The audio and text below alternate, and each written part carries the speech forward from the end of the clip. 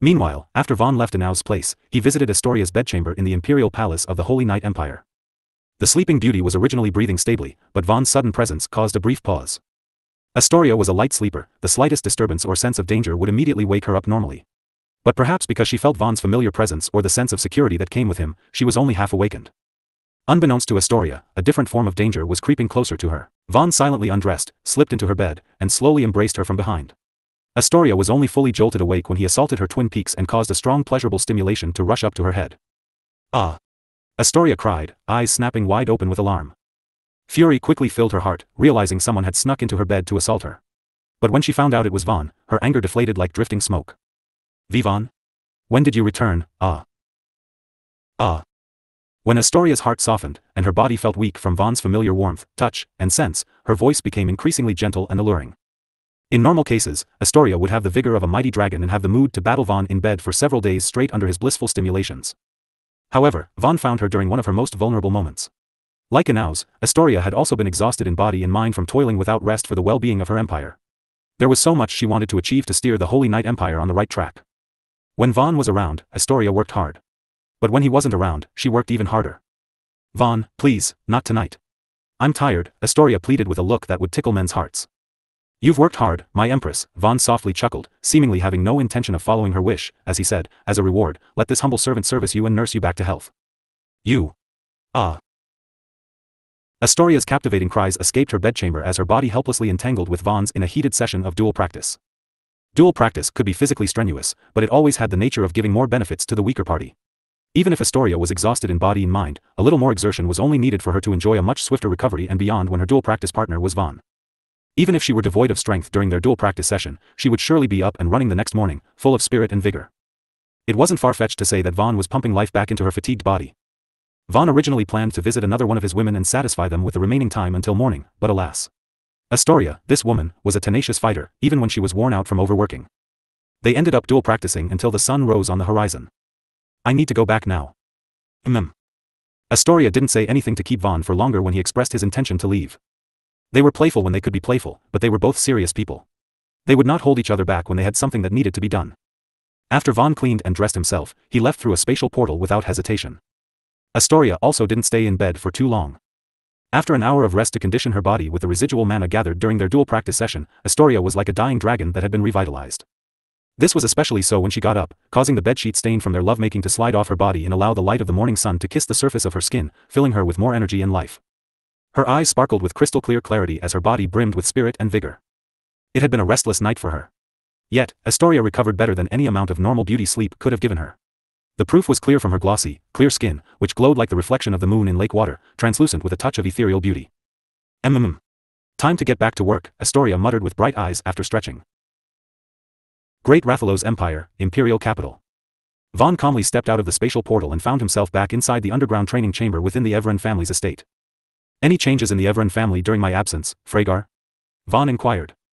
Yes, Supreme Leader, Frhagar admitted before reporting, the Evran family found out about their empty treasury half an hour after you left, and the entire estate had been in a state of uproar since then. The head of the family also wanted to ask you some questions but did not send anyone to summon you. Instead, he had been anxiously waiting for you to emerge from the training chamber, Frhagar added. Oh. Vaan was a little surprised by Barua's attitude. Even if the Evran family sided with a villainous character like Duke Gamliel, who had no scruples in ruining the Western region's development and causing suffering to millions of people to suppress a rival, they still had some notable integrity. It was clear that not everyone in Duke Gamliel's faction would be an irredeemable character like Duke Gamliel himself. Although most people in Duke Gamliel's faction likely pursued self-interest, some also joined for self-preservation. Not everything was always clearly divided into good and evil, right and wrong. It could be wrong to join hands with evil, but it could never be wrong to protect one's family. Perhaps the Evran family did have a choice but to side with Duke Gamliel's faction, and they weren't necessarily bad people. Vaan still needed time to observe them before he could make a conclusive judgment. But for now, he currently didn't have a bad impression of them at the very least. That said, Vaan wouldn't return their treasury even if the Evran family were good people. They stood on the opposing side due to the benefits, so they had to accept the losses that also came with it. Let me see what the head of the Evran family has to say, Vaan smiled with fear as he looked forward to the meeting. Previous chapter. When Vaan left the underground training chamber, the guards immediately informed him of their family head's desire to see him. As such, he willingly followed them with a look of ignorance, seemingly unaware of what was happening. At the same time, Vaan had Frhagar remove her anti-detection and detection spells on the underground training chamber to remove their traces. Evran family's estate, meeting hall.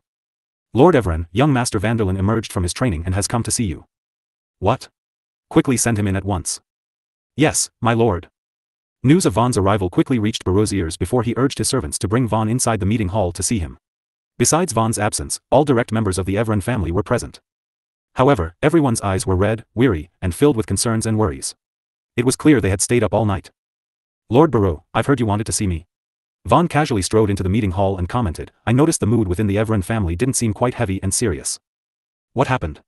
Did we get attacked again during the night? Vaan added with baffled surprise. We didn't get attacked, but it's worse than any attack we could have gotten. We were robbed by someone. Our underground treasury had been emptied, young Master Vanderlyn. Most importantly, no one knew when or how it happened. Barrow solemnly stated, giving Vaan a sharp look as if he were trying to see through him. What? Vaan revealed a look of utter shock and disbelief as he muttered, oh no, how could such a thing happen? Young Master Acheron only just gave me a tour yesterday. There were so many valuable items in there, big and small. How could someone move all of it out of the treasury without anyone noticing? As if fearing his priceless rank for body reformation pill had also been robbed unknowingly, Vaan fumbled through his clothes to find the item before heaving a sigh of relief. Naturally, if the culprit could unknowingly rob the Evren family's treasury, they could do the same to the rank 4 body reformation pill, right? Haze.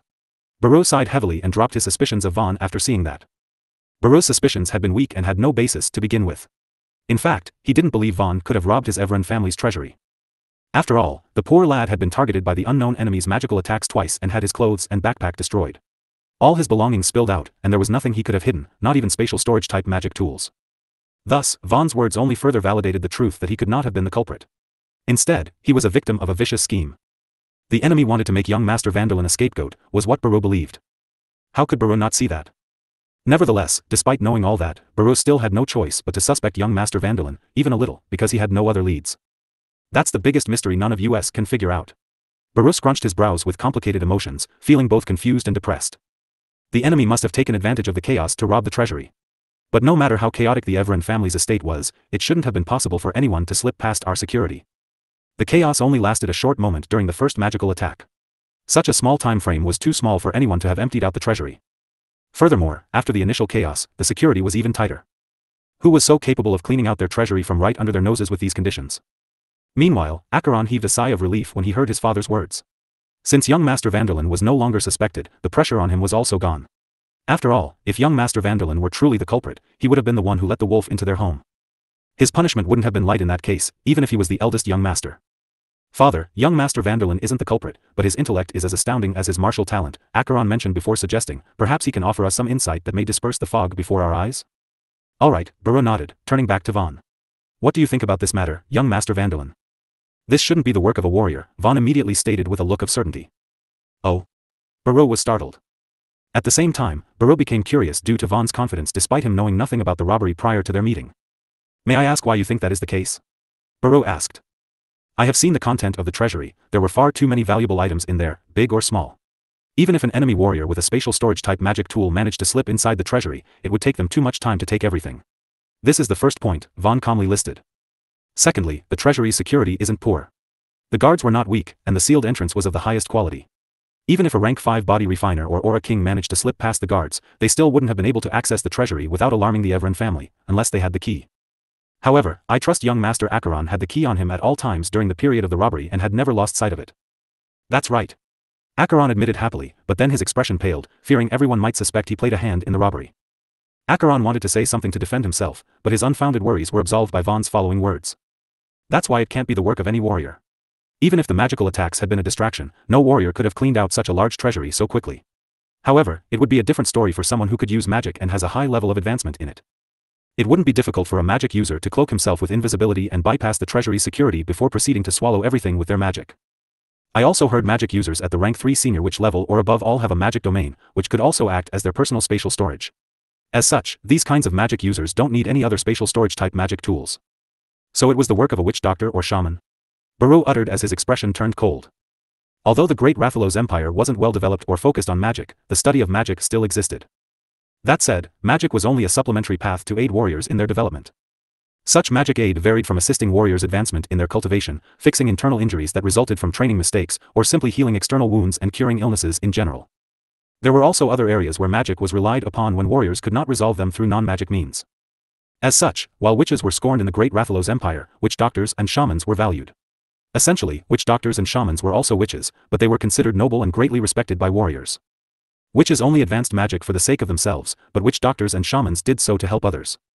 That said, Vaan was no fool. He wouldn't believe all witch doctors and shamans were selfless saints. It is most definitely the work of a witch doctor or shaman. However, every faction also has at least a couple of witch doctors and shamans.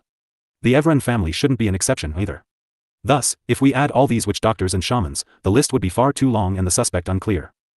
If we want to find the culprit, we must first tackle the most important questions. Who benefits the most from robbing the Vaan family's treasury?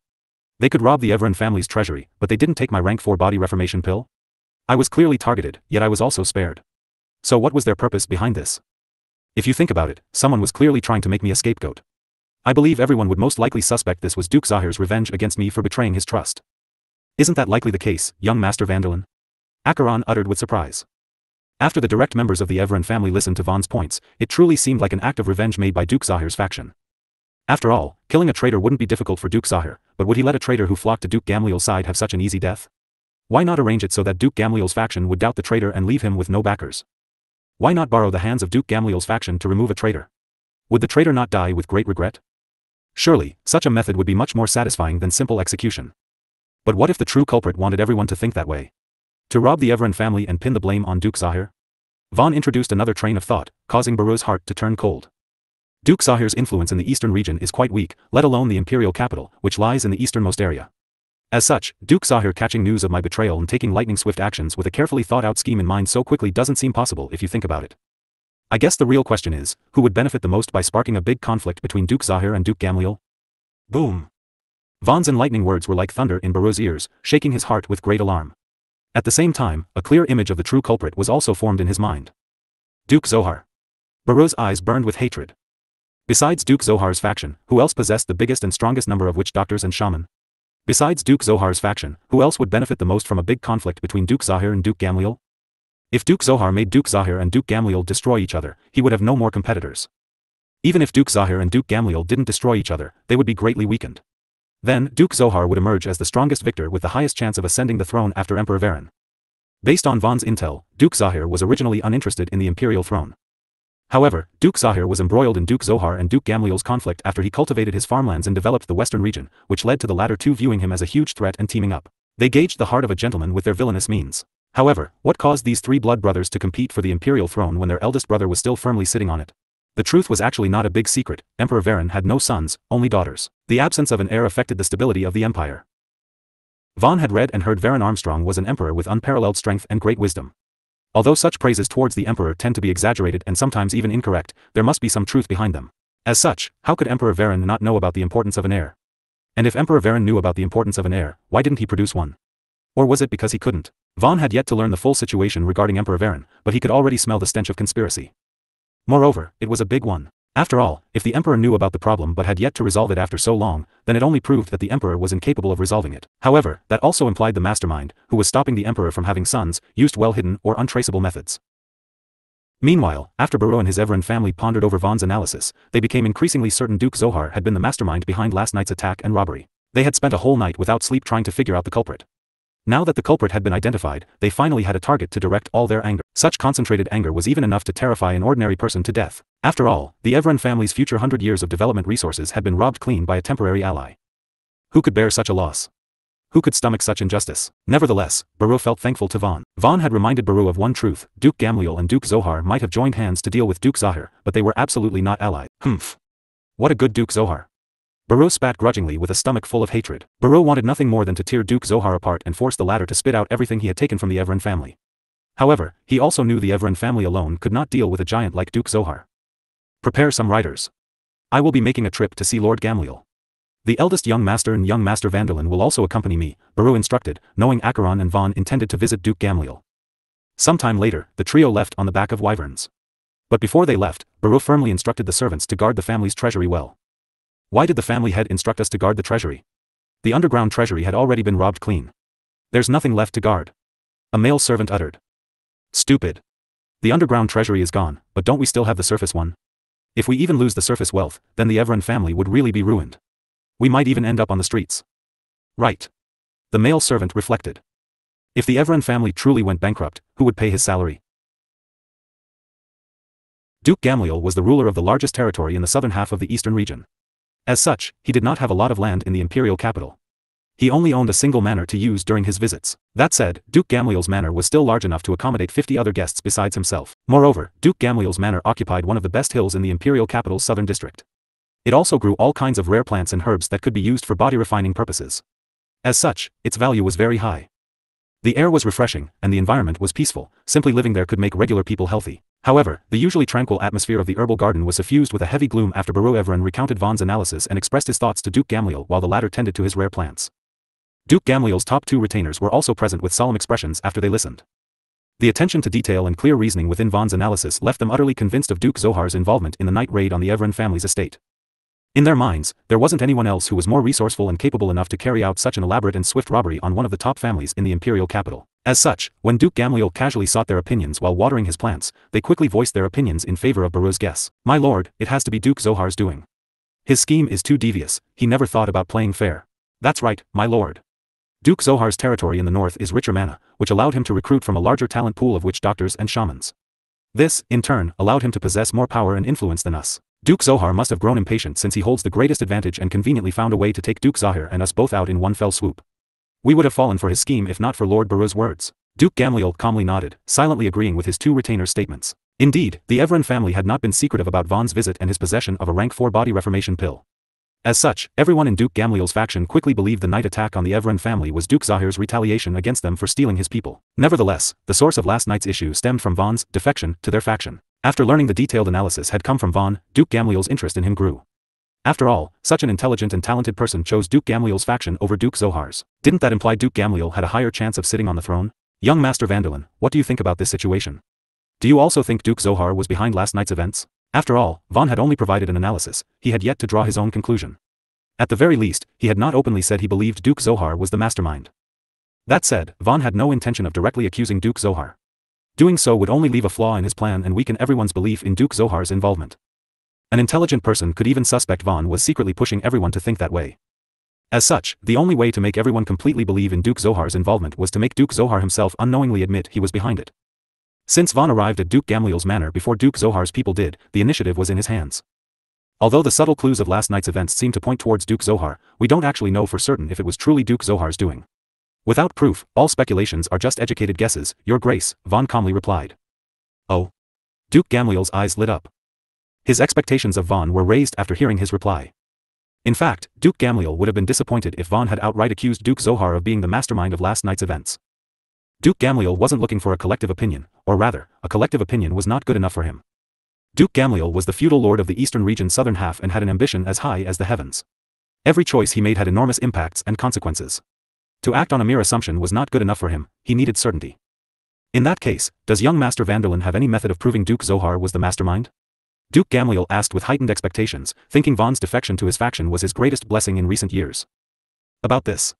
Vaan appeared to contemplate the subject seriously before replying, I believe regardless of Duke Zohar's involvement or not, we will only know after he pays your grace a visit. Oh. How can you be so sure Duke Zohar would visit me, young Master Vanderlyn? Duke Gamliel smiled. That's because Duke Zohar is not omniscient, Vaan confidently stated. Even if he did plot last night's events, he would need confirmation of its success. Duke Zohar would need to know if he had successfully fooled us into believing Duke Zahir was the culprit instead. As such, he will definitely come to discuss last night's matter and feel us out. On the other hand, even if Duke Zohar wasn't the mastermind, he should be wise enough to realize someone was framing him.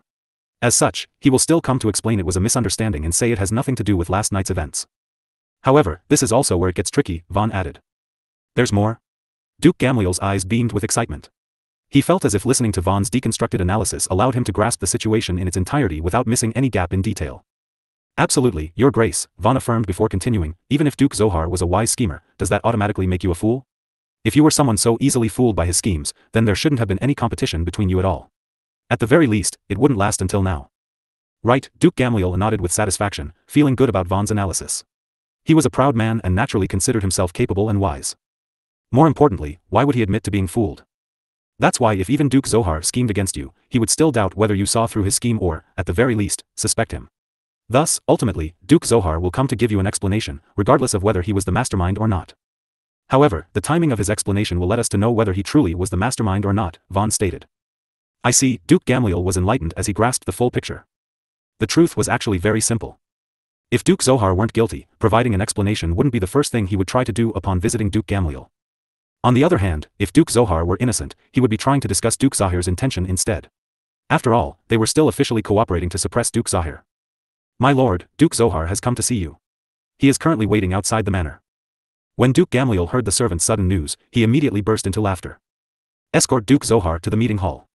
I will see him shortly," Duke Gamliel gallantly commanded, face brimming with smiles of confidence. He felt like he had been graced by Mother Pangaea's smile and had the whole world in the palm of his hand. Previous chapter. The more Duke Gamliel looked at Vaan, the more pleased he felt with the latter. Such a talented individual had flocked under his banner. How could Duke Gamliel not feel gratified? "I heard you wished to sell your rank 4 body reformation pill for long-term cultivation resources. I am willing to buy your pill for 20,000 high-rank mana stones. Do you agree?" Duke Gamliel asked. When everyone in the herbal garden heard Duke Gamliel's offer, they immediately exclaimed with shock. 20,000 high-rank mana stones were the equivalent of 2 million low-rank mana stones, but they couldn't be compared in the same breath at all. After all, high-rank mana stones contained higher purity of mana and were more appealing to a witch doctor or shaman's cultivation. As such, as long as the right buyer was found, one could easily exchange 20,000 high-rank mana stones for far more than 2 million low-rank mana stones. Turning 20,000 high-rank mana stones into 3 million low-rank mana stones wasn't out of the realm of possibilities. What kind of concept was 3 million low-rank mana stones? It was more than enough to support a small household's living expenses in the imperial capital for their entire lifetime, let alone a single warrior. More importantly, even though rank 4 body reformation pills were extremely precious with great demand but no supply, he had never been sold for more than 1.5 million low-rank mana stones at an auction house. As such, as long as Vaan was lucky enough to buy another rank 4 body reformation pill from the auction house, it would be as if Vaan had never exchanged his rank 4 body reformation pill and still profited enough to purchase another one. Duke Gamliel's generosity was very evident. Everyone could easily tell Duke Gamliel favored Vaan. "I agree, your grace," Vaan accepted with a smile, adding, "How could I have the heart and courage to bargain with your grace is already so generous." "Then it's a deal," Duke Gamliel acknowledged calmly, feeling satisfied with Vaan's answer. The latter knew his place and wasn't greedy. To Duke Gamliel, a rank 4 body reformation pill was precious but not something he had to acquire at all costs. After all, he still has 3 such pills in his collection. Meanwhile, although Vaan would have loved to tour Duke Gamliel's treasury, the latter wasn't situated in the imperial capital. Also, Duke Gamliel's status was on a whole different level from that of the Evren family. Duke Gamliel wouldn't just let anyone enter his treasury. Furthermore, if Vaan had attempted to negotiate more benefits from Duke Gamliel, all his previous efforts to earn the latter's trust would have gone up in smokes. After all, he was giving others the impression that he wanted to flock under Duke Gamliel's banner. How could someone who wanted to be in Duke Gamliel's good grace dare to renegotiate an already generous offer? More importantly, Vaan had already finished analyzing the rank 4 body reformation pill. Even if he couldn't recreate it immediately, he had already learned about the ingredients required and was simulating the pill's creation in his mind. It was only a matter of time before he figured out how to reproduce the rank 4 body reformation pill en masse. The only reason he had yet to figure it out immediately was due to one vital piece of information that was still missing. As such, Vaan was more than willing to trade one rank 4 body reformation pill if it was all it took to destabilize the great Rathalos empire. Duke Gamliel was very decisive. After receiving Vaan's agreement, Duke Gamliel immediately summoned 2 wooden chests from his storage ring, each containing 10,000 high-rank mana stones. But seeing Vaan stare at them at a loss for words, seemingly uncertain how he would carry them, Duke Gamliel quickly swapped them out for a nameless gold bank card holding the equivalent amount with the Gold Trust Union, the #1 financial group in the empire. Due to the inconvenience of carrying large amounts of mana stones and the lack of spatial storage-type magic tools, nameless bank cards were the mainstream choice for carrying large amounts of wealth. This type of bank card did not require identity checks to withdraw from the Gold Trust Union. It was practically another form of high-value note money. "I'm guessing young Master Vanderlyn would like to go and train at the Black Mountain until the 10-year glory evaluation begins now that you have acquired both the wealth and status required to train there?" Duke Gamliel asked. Duke Gamliel did not even need to ask whose faction Vaan would participate in the grand competition under. The answer was obvious to him. After all, Duke Zahir had pinned his hopes on Vaan winning the championship in the Rising Dragon division. However, Vaan had sold the rank 4 body reformation pill to Duke Gamliel, which was the equivalent of giving up the chance to win the championship and betraying Duke Zahir's trust. As such, even if Vaan participated in the grand competition under Duke Zahir's affiliation, he would not earn back the latter's goodwill. And if Vaan didn't participate under Duke Gamliel's affiliation, then he wouldn't just be offending one Duke but 2, something a normal and sane person wouldn't do. Thus, Duke Gamliel didn't have the slightest doubt about which affiliation Vaan would participate under. I still have Duke Zahir's 3-day training pass, your grace, Vaan." Duke Gamliel quickly burst into laughter before patting Vaan on the shoulders and wishing him good luck during his training. After Duke Gamliel arranged an escort to take Vaan to the Black Mountain, he finally went to receive Duke Zohar jovially. Meanwhile, Duke Zohar felt displeased with Duke Gamliel for making him wait in the meeting hall. Over time, this feeling grew. However, Duke Zohar quickly became startled when he noticed Duke Gamliel's happy expression disappeared upon his arrival, replaced with a slight coldness in his gaze. This sudden change in attitude alarmed Duke Zohar as he realized what Duke Gamliel suspected. "Third brother, this is a misunderstanding. Last night's attack on the Evren family has nothing to do with me," Duke Zohar quickly explained himself. "Oh?" Duke Gamliel uttered nonchalantly, but his gaze became colder. "And why would second brother think I suspect you were the one behind last night's attack on the Evren family? How do you want me to reply to such a question?" Duke Zohar felt ridiculous when he received such a rhetorical question from Duke Gamliel. If Duke Gamliel had not looked at him with such coldness in his eyes because he suspected him behind last night's attack on the Evren family, then what else could have been the reason for such a change of attitude? Duke Zohar had no idea Vaan was the cause behind Duke Gamliel's change of attitude. If Vaan had never said anything to Duke Gamliel, the latter would not have shown such coldness toward Duke Zohar. But even if Duke Gamliel doubted Vaan's loyalty, he could do nothing to stop the seed of doubt Vaan planted in his heart. As such, even if Duke Gamliel later found out Duke Zohar was innocent in last night's matter, it was still impossible for them to continue working together. How could Duke Gamliel continue working with someone he could not trust? Moreover, Duke Zohar currently posed the greatest threat to his chances for the throne. On the other hand, Duke Zahir's threat was almost negligible. As such, he should be helping Duke Zahir instead. If Duke Gamliel continued to work with Duke Zohar, he would only be helping the latter sit on the throne. "How you want to reply is up to you," Duke Gamliel coolly stated before saying, "However, whoever schemed last night's attack, I believe second brother knows best. Why else would you suddenly come to see me? But since you came to see me, that is also good. I wanted to tell you something, our cooperation ends today," Duke Gamliel stated resolutely. Duke Zohar opened his mouth to speak but eventually held back his words. He saw no reason to prove his innocence. Since the latter was already determined to blame him, why bother wasting his efforts in vain? Humph. Duke Zohar flicked his wrist before angrily storming out of Duke Gamliel's manor without sparing another word on the hopeless fool. No matter what, Duke Zohar was still a proud lord. Why did he need to lower himself to someone beneath him? Just to clear his name? That would only make him look weaker. Furthermore, they had already succeeded in eliminating their greatest threat, Duke Zahir. Their fourth brother had been suppressed so badly for so long that he had fallen into poverty. As such, there truly was no further need to continue their cooperation. If there was one thing Duke Zohar was disgruntled about, it was the fact that their alliance ended before he could deal Duke Gamliel a critical blow. This is also fine. It would be a little boring if I defeated my third brother too easily, Duke Zohar thought to himself. Whether it was wealth, status, or power, he held the advantage in all three categories. He just needed to maintain these advantages until Emperor Vaan retired from the throne. When eldest brother decides to step down, he will surely give the throne to me. As Vaan flew on the back of a wyvern to reach the Black Mountain, news of his deeds reached Duke Zahir's ears via a long-distance voice transmission magic tool by one of his supporters, Lord Moise of the 7th-ranking Scroll family. When Duke Zahir first heard Vaan visited the Evren family, an affiliate of Duke Gamliel's faction, with the intention of selling the rank 4 body reformation pill, he did not fly into a rage, he only felt utterly disappointed. After all, Vaan earned the rank 4 body reformation pill and did not receive it as a gift. Secondly, even if Vaan wanted to join Duke Gamliel's faction, he couldn't do anything to change it. It was an understandable choice. However, when Duke Zahir later heard the Evren family's treasury was robbed clean, all traces of his disappointment disappeared, replaced by a strange, peculiar expression. Others might not know if he was behind the robbery or not, but Duke Zahir definitely knew it wasn't him. He was so far away from the imperial capital. Even receiving the latest news from there was delayed, so how could he take such lightning-swift actions? When Duke Zahir further heard from Lord Moise that Duke Zohar went to Duke Gamliel's manor, only to leave with a dark look, he finally couldn't hold it in and burst into laughter. If even Duke Zohar didn't have anything to do with the robbery, then it definitely had something to do with Vaan. My lord, how can you laugh at such a grave matter? Young Master Vanderland's betrayal is too great of a blow. We have no hope of restoring the western region's prosperity and ending the people's suffering now, Lord. Ha ha ha. Duke Zahir laughed even louder as great joy filled his entire being. After years of suppression, Duke Zahir finally felt a mountain of weight lifted off his shoulders. He could vaguely guess Vaan's plan and foresee the upcoming storm it would bring. If his second brother and third brother turned against each other, they would not care about him, he would have room to breathe and redevelop the western region. Perhaps one of them would even help in order to deal with the other. Duke Zahir wiped the tears that formed on the corners of his eyes before replying, "You do not have to doubt young Master Vanderland's loyalty, Sir Moise. He is absolutely one of our people. However, young Master Vanderland is playing a very dangerous game. You must not openly support him, as it may ruin his plans and endanger his life. Protecting him in the dark and playing along on the surface is the best support we can offer. I will be arriving in 2 days' time with more people. Wait for me," Duke Zahir instructed with renewed vigor. Lord Moise felt emotional after sensing the vigor in Duke Zahir's tone. "I hear and obey, my lord." Imperial capital, Black Mountain. Within the sea of buildings that were part of the imperial capital, a huge plot of land was left undeveloped due to the mountain of black iron at its center, standing out like a sore thumb. A 300-foot-high wall of stone and wood also surrounded the region, barring entry to all without special passes and authority. Although the wall did not seem all that durable, it was enchanted with countless magical spells and arrays. Whether it was defensive, detection, or offensive spells and arrays, the wall possessed a variety of each category. Clearly, the great Rathalos Empire placed the highest importance on the Black Mountain, and its security couldn't be any higher than this. The number of people who could enter the vicinity of the Black Mountain was few, and those who could stay on it were even fewer. Moreover, depending on their wealth and privilege, they could only stay for a fixed amount of time. Nevertheless, there were still a few individuals who were permitted to take up permanent residence within the area of the Black Mountain. The pill creator of the rank 4 body reformation pill was one such individual. Previously, Duke Zahir had told Vaan that the ingredients used to create the rank 4 reformation pill were cultivated in a very special and limited environment. Vaan could see from a distance that Duke Zahir's words could not have been more precise. The Black Mountain's special magnetic field created a unique domain that separated itself from the rest of the world. As such, herbs grown within this special environment would undoubtedly turn out differently compared to other places. As Vaan observed on the back of the flying wyvern, he could see that most of the land surrounding the Black Mountain had been used to cultivate herbs.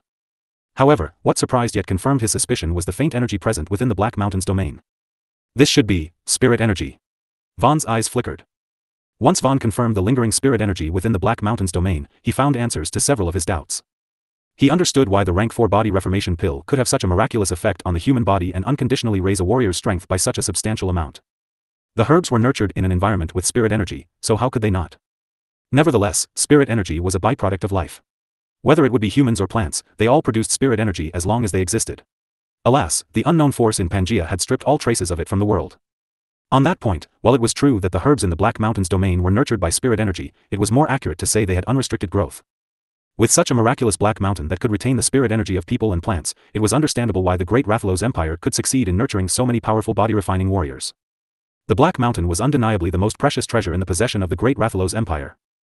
Vaan had no doubt the Black Mountain was a foreign object that wasn't naturally formed on Pangaea but crash-landed from the Sea of Stars.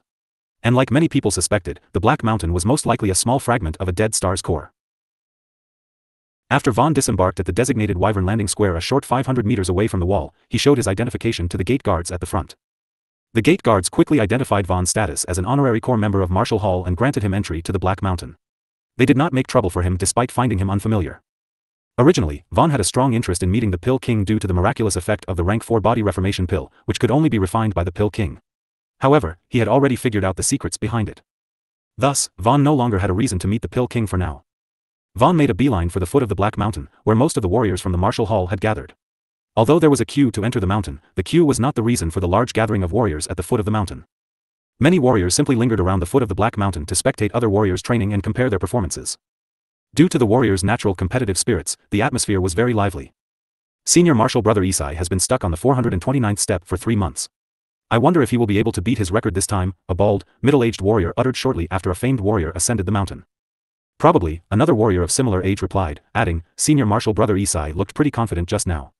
Perhaps he made some advancement in his strength recently. I wouldn't get my hopes up, a gloomy warrior said pessimistically.